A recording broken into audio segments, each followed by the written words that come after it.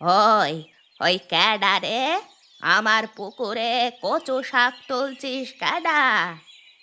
ঠাকুমা, আমি তুলছি গো। কে? আমিটা কে? পাশের পাড়ায় বাড়ি। ঠাকুমা, বাড়িতে যে রান্নার কিচ্ছু নেই, গরিব মানুষ আমি, তাই এই শীতে একটু কচু শাক তুলতে এসেছি। তুই এটা ঠিক করলি না। আমাকে জিজ্ঞাসা না করে আমার পুকুরে শাক তুলছিস? না বলে কারোর জিনিস নেওয়াকে চুরি করা বলে। সামান্য কচু শাক তুলছি বলে আমি চোর হয়ে গেলাম ঠাকুমা? আরে বউ, এটা সামান্য নয়। বাজারে এই কচু শাক অনেক টাকায় বিক্রি হয়। বাজারে টাকা দিয়ে কিনতে পারবো না বলেই তো পুকুরের শাকটা তুলতে এসেছি। আমি রোজ এই কচু শাকগুলো বাজারে নিয়ে গিয়ে বিক্রি করি। শীতের সময় বিক্রি করে কিছু টাকা পাই।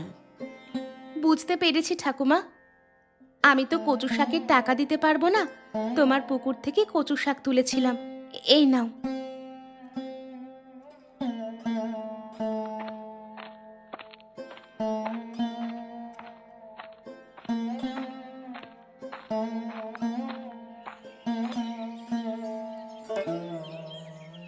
ঠাকুমা, তোমার কচু শাক কত করে? আরে, আমার পুকুর পাড় থেকে একজন বউ কচু শাক চুরি করছিল। আমি যদি না যেতাম, সব কচু শাকগুলো ও তুলে নিত। এইগুলো তুলেছিল। 10 টাকা দে বাবা, আর শাকগুলো নিয়ে যা। লক্ষ্য রেখো তোমার পুকুর, কেউ না কেউ তোমার পুকুর থেকে মাছও চুরি করে নেবে। ঠিক বলেছিস শ্যামা।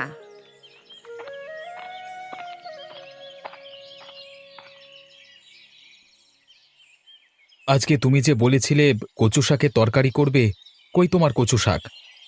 অন্যের পুকুরে তুলেছিলাম সকালে, ঠাকুমা বারণ করলো, তাই তার কচু শাক দিয়ে চলে এলাম। ঠিক আছে, চিন্তা করো না। ঠিক একদিন দেখবে আমি তোমার জন্য কচু শাক কিনে নিয়ে আসবো। আমি নিজের কথা ভাবি না গো, তোমার আর বাচ্চাটার কথাই ভাবি। এত অভাব, তাই আর ভালো লাগে না। একটু সুস্থ হলে কাজে ঢুকে যাব। শুধু তুমি বাচ্চাটাকে একটু দেখে রেখো, হ্যাঁ? মেয়েটা আমাদের স্বপ্ন। আজ তোমাকে ডাক্তারের কাছে নিয়ে যাব, তোমার রক্ত পরীক্ষা করে ডাক্তার ওষুধ দেবে, তুমি ঠিক ভালো হয়ে যাবে দেখো। কি ব্যাপার মিতা, আজ এত তাড়াতাড়ি? মা, আজকে আমাদের স্কুলের টিচার মিটিং এর জন্য তাড়াতাড়ি ছুটি হয়ে গেছে। ও আচ্ছা, তাহলে স্কুলের পোশাক খুলে এসে একটু ভাত খেয়ে নিবি আয়। মা, আজ তুমি কচু শাক রান্না করেছো? না রে মা, কচু শাক আর পেলাম না, পরে একদিন রান্না করে খাওয়াবো। আচ্ছা ঠিক আছে। মা, আজ আমাকে একটু বিকেলে পার্কে ঘুরতে নিয়ে যাবে? আচ্ছা ঠিক আছে, নিয়ে যাব। বাবা, তুমি আমাদের সাথে যাবে তো?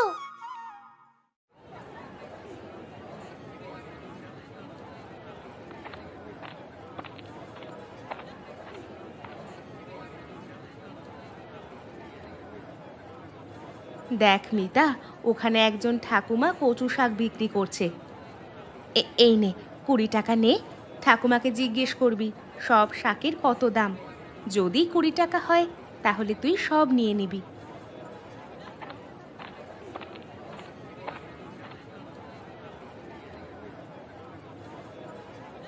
ঠাকুমা, তোমার কচু শাক সব কত দাম? তুই সব নিবি? হ্যাঁ, সব নেব, তুমি দাম বলো। সব নিতে হলে 20 টাকা দিতে হবে। এই নাও 20 টাকা। তুই এত শাক নিয়ে কি করবি? জানি না, মা কিনতে পাঠালো। তোর মা কোথায়? ওই তো, ওই তো আমার মা, ওই যে দাঁড়িয়ে আছে। ওইটা? ওইটা তোর মা? আমার মাকে চেনো তুমি? চিনতাম না, আজকেই চিনেছি।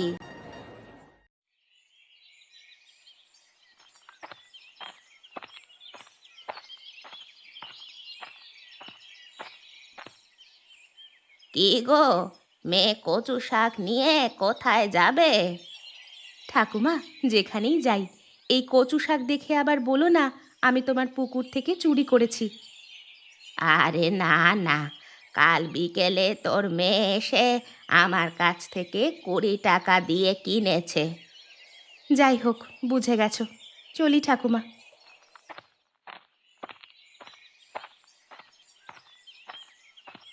কচু শাক নিয়ে মেয়েটা কোথায় যায় আমাকে দেখতে হবে।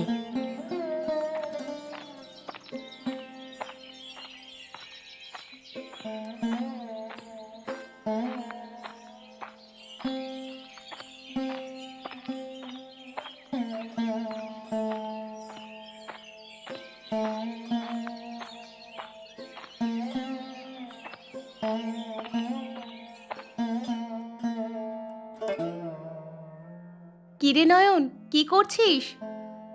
এই যে রেশনের চালের এত কাঁকর, কাঁকর না বেছে রান্না করলে দাঁত একেবারে ভেঙে যাবে। এই নে কিছু কচু শাক, আজ রান্না করে খাবি। তোর বর কোথায়? সে জমিতে কাজে গেছে। আচ্ছা, চলি রে এখন, বাড়িতে অনেক কাজ আছে। রিনাদি, এগুলো কোথায় পেলে গো? অনেক দিন এই শীতে কচু শাক খাওয়া হয়নি। আগে কত চারিদিকে হতো, তুলে এনে রান্না করতাম। এখন কিনেও পাওয়া যায় না। ঠিক বলেছিস, আসি রে এখন।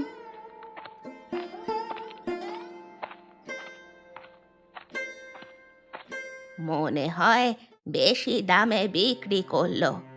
সেদিন চুরি করেছিল এই রকম বিক্রি করার জন্য। না, আমাকে জিজ্ঞেস করতে হবে।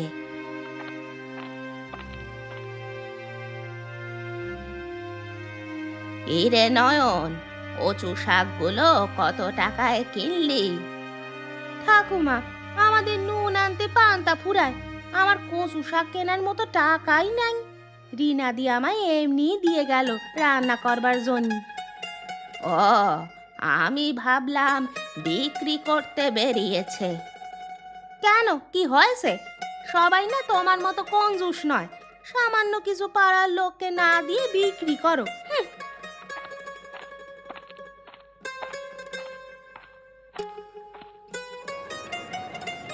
মা, আমি ওই দোলনায় দুলবো। আচ্ছা ঠিক আছে।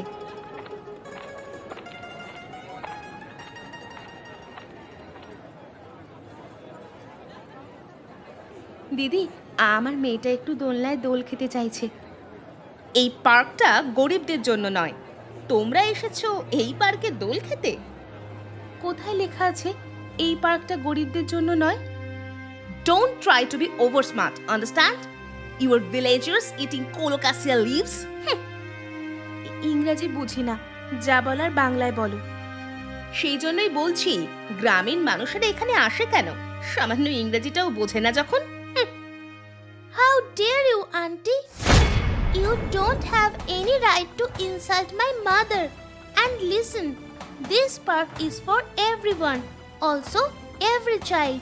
Mind it, auntie. Colocasia leaves are very high protein natural food that are more significant for our body. You don't know about social education, understand? মা, চলো আমরা ওইদিকে গিয়ে বসি। মিতা, তুই ফরর ফরর করে কি সব ইংরেজিতে বলে গেলি মা?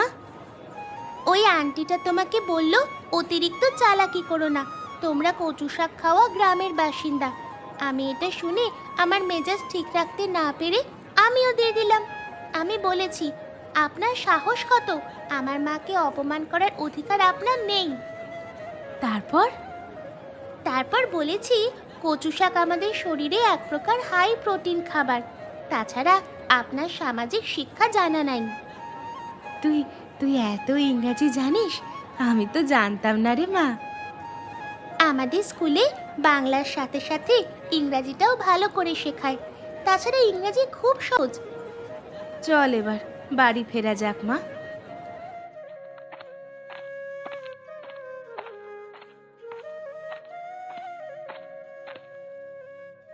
আরে বৌমা, কি করছো ওখানে? এই যে কাকু, কিছু কচু শাক চাষ করছি। তুমিও কি ওই ঠাকুমার মতো কচু শাকের ব্যবসা শুরু করবে? আরে কাকা, না না, ওই ব্যবসা ট্যাবসা আমার দ্বারা হবে না। জানেন তো, আমাদের পাড়ায় প্রায় সবাই খুব গরিব। এই শীতে অনেকেই কচু শাক খেতে পায় না, দাম দিয়ে কিনতেও পারে না। তাই ভাবলাম এখানে একটু কচু শাক চাষ করলে অনেকেই খেতে পাবে এই শীতে। তুমি তো মহান মেয়ে। মহান টহান বুঝি না, আমার মনে হলো তাই করছি। তা অতীন কোথায়? ও কেমন আছে? ও এখন অনেক সুস্থ, আজ পাশের গ্রামের জমিদারের বাড়িতে কাজ করতে গেছে। বাহ, ভালো করেছে। অতীন অনেক দিন ধরেই অসুস্থ ছিল, সুস্থ হয়েছে এটা শুনে ভালো লাগছে। কাকা, আমার কচু শাক হলে নিয়ে যাবেন, কাকিমা রান্না করে খাওয়াবে আপনাকে। সে আর বলতে, অবশ্যই নিয়ে যাব, এখন আসি।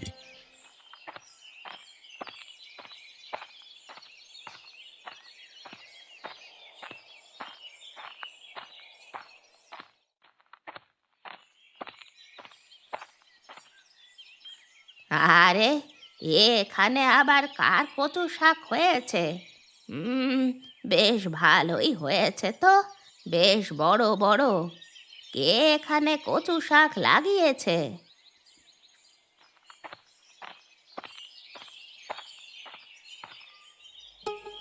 এই এই তুমি কচু শাক চাষ করেছো? হ্যাঁ, নিজে করেছি। কেন, কোনো অসুবিধা আছে? না, কোনো অসুবিধা নেই। তুমি তোমার জায়গায় কচু শাক চাষ করেছো, কার কি বলার থাকতে পারে? তাই কচু শাকগুলো কি বাজারে বিক্রি করতে যাবে? না না, বিক্রি করব না। তাহলে কি করবে এত কচু শাক? দেখি কি করা যায়।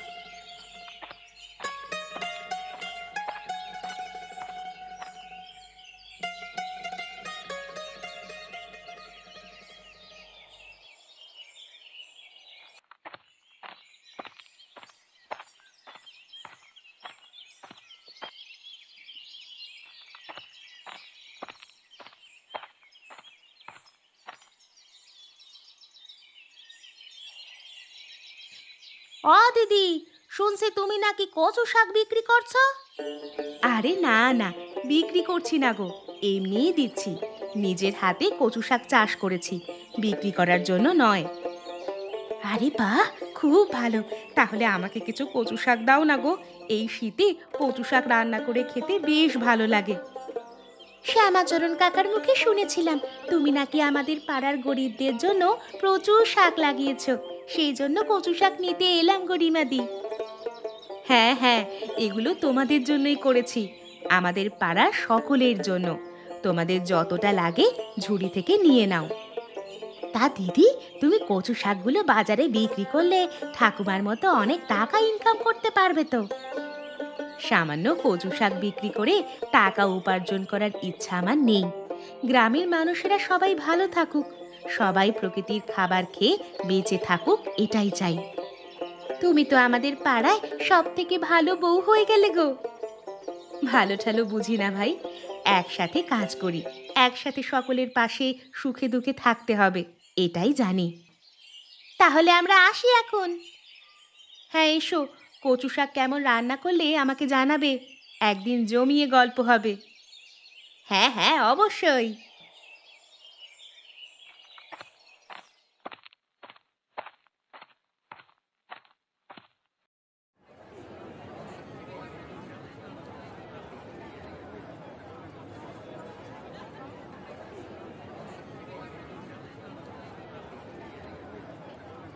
আরে, কচু শাক নিয়ে যাও। এই শীতে কচু শাক রান্না করে খেলে ভালো লাগবে।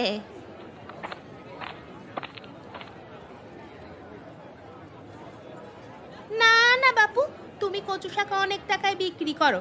আমাদের পাড়ার রিমা দিদি আমাদের এমনি এমনি কচু শাক দিয়েছে, সেই কচু শাক দিয়ে আজকে সকালে জমিয়ে ভাতও খেয়েছি। তোদের এমনি দিয়েছে, টাকা নেয়নি? না গো ঠাকুমা, টাকা নেয়নি। রিমা বৌদিদি আমাদের পাড়ায় খুব ভালো একজন বউ, নিজের হাতে প্রচুর চাষ করে পাড়ার সকল বাড়িতে দিয়েছে, আরও দেবে বলেছে। ও, এবার বুঝলাম। সকলে যদি বিনা পয়সায় কচু শাক পেয়ে যায় তাহলে আমার বিক্রি হবে না। সে না বিক্রি হোক, কচু শাকগুলোকে গরু দিয়ে খাইয়ে দেব, তবু এমনি এমনি আমি কাউকে দেব না।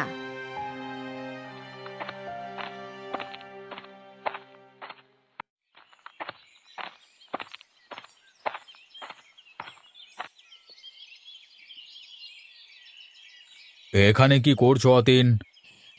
আরে শ্যামা কাকা, এই কয়েকটা ঝাউ গাছ লাগাচ্ছি নদীর পাড়ে। কেন এখানে ঝাউ গাছ লাগাচ্ছ কেন? নিজের জায়গায় লাগাতে পারতে তো। শ্যামাচরণ কাকা, ওটা দেখতে পাচ্ছ কি? নদীর পাড় নদীর জলের ঢেউয়ে একটু একটু করে ভেঙে যাচ্ছে। গাছ লাগালে মাটির ক্ষয় রোধ হবে, পাড় ভাঙতে সহজে পারবে না। এখন থেকে গাছ না লাগালে বর্ষাকালে নদীর জল আরও বাড়বে। তখন নদীর পাড় ভেঙে গ্রামের ভেতরে জল ঢুকবে, বন্যা হবে। তুমি এত কিছু বোঝো কি করে? কি আর করব, সমাজের জন্য কিছু না কিছু তো করতেই হবে। আরে একটা কথা, তোমার বউ পাড়ার সব মহিলাদের বাড়িতে কচু শাক দিচ্ছে বিনা পয়সায়, তা কি ব্যাপার বলো তো অতীন? আরে আমি যখন অসুস্থ ছিলাম, আমি বউকে বলেছিলাম একটু কচু শাকের তরকারি করো তো, খেতে খুব ইচ্ছে করছে এই শীতে। তখন আমার বউ আমাদের পাড়ায় একজন বয়স্ক ঠাকুমা থাকে না, তার পুকুরে অনেক অনেক কচু শাক হয়েছিল। বউ একদিন সকালে গিয়ে কচু শাক তুলছিল।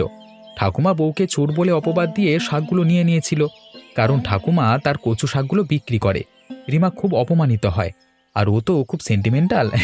তাই ওর ইচ্ছে যারা কচু শাক খেতে পায় না, নিজের হাতে কচু শাক চাষ করে তাদেরকে এমনি খাওয়াবে। এতক্ষণে ব্যাপারটা এবার বুঝলাম।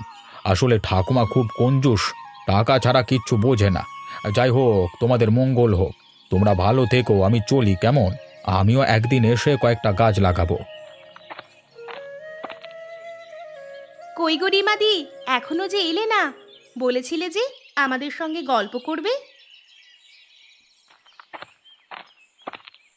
ওই তো হেঁটে হেঁটে আসছে।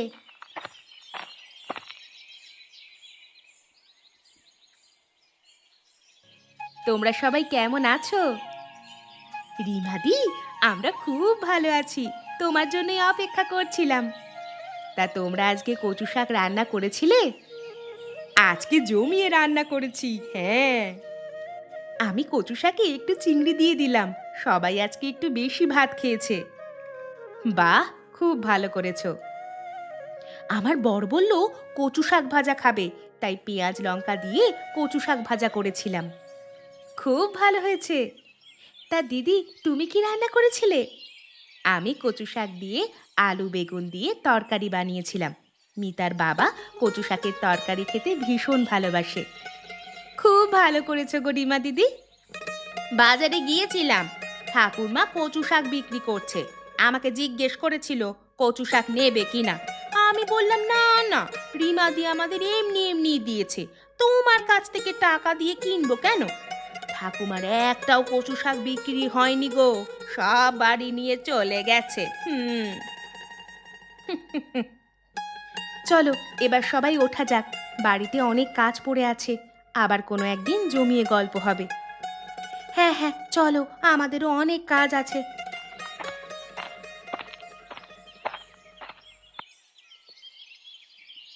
আরে কালকে তো দেখলাম ঠাকুমা রাস্তা দিয়ে হেঁটে হেঁটে বাজারে যাচ্ছিল, আজকে আবার কি হয়ে গেল? ঠাকুমা খুব অসুস্থ হয়ে গেছে, যক্ষ্মা হয়েছে, সেই জন্য কেউ ঠাকুমার কাছে যাচ্ছে না। ঠাকুমার কি হয়েছে? ঠাকুমার যক্ষ্মা হয়েছে, তাই ভেতরে কেউ যাচ্ছে না। ঠাকুমার তো মেয়ে জামাই আছে, তারা কেউ আসেনি? মেয়ে জামাই অনেক দূরে থাকে, তাদেরকে খবর দেবে কে? আর তাদের কোনোদিন এখানে আসতেও দেখিনি। তাদের মা কেমন আছে দেখতেও আসে না। ঠাকুমা শুধু টাকা টাকা করেই মরল। ঠিক আছে, তোমরা এখানে থাকো, আমি একজন ডাক্তার ডেকে নিয়ে আসি।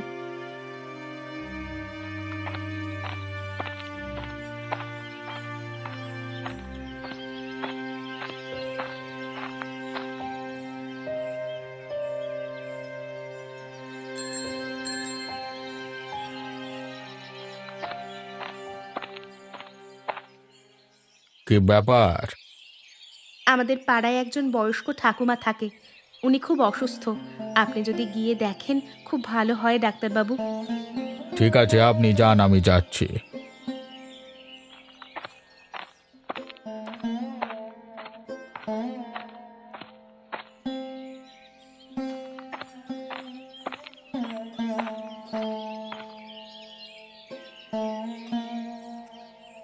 কই ডাক্তার এলো না তো?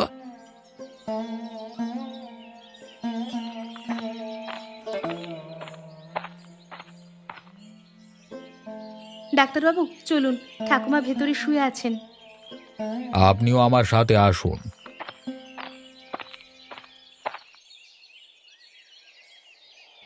ঠাকুমা, তোমাকে ডাক্তার দেখতে এসেছে।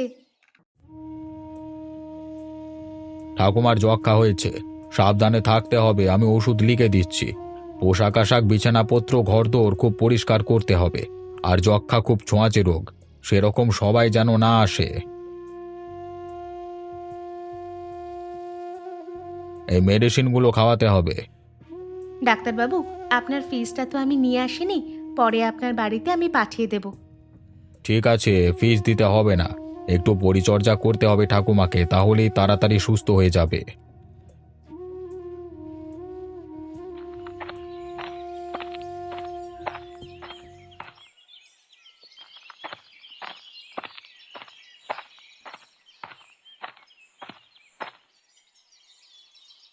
কোথায় যাবে রিমাদি?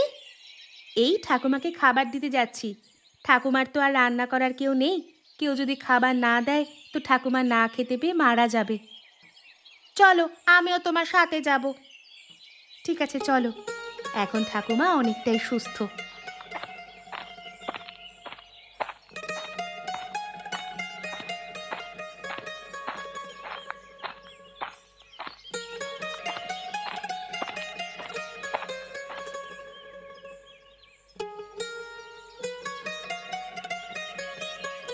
ঠাকুমা, তোমার জন্য ভাত এনেছে কো রিমা দিদি, খেতে বসো। ঠাকুমা, ভাতগুলো খেয়ে নিন। তোমাদের জন্য এই যাত্রায় আমি বেঁচে গেলাম। তোমাদের জন্য নয়, শুধুমাত্র রিমা দিদির জন্য। রিমাদি সেবা না করলে তুমি এই বেলা পটল তুলে দিতে গো। আমি আমার কর্তব্য করেছি শুধু। ঠাকুমা, এসব কথা না বলে ভাত খেয়ে ওষুধটা খেয়ে নেবেন চলুন। আমি আবার বিকেলে দেখতে আসব। আজ থেকে আমার যা কিছু চাষ হবে কিছুই আর বিক্রি করব না। আমার অনেক শিক্ষা হয়ে গেছে। গ্রামের মানুষদের পাশে থাকতে হবে। তাই তোমরা সবাই যার যা লাগবে সব নিয়ে নেবে। আমায় কোনো টাকা দিতে হবে না। ঠাকুমা, তুমি এত পরিবর্তন হয়ে গেলে কি করে গো? রিমা বউ আমার চোখ খুলে দিয়েছে। একদিন আমার পুকুর থেকে রান্না করার জন্য কচু শাক তুলেছিল। আমি এসে গালাগাল করে চোর বলে কচু শাকগুলো নিয়ে চলে গিয়েছিলাম। সেই কচু শাক আমি বিক্রি করেছি। তার শাস্তি আমি পেয়ে গেছি। রিমাদি তাহলে তোমার চোখ দুটো খুলে দিয়েছে।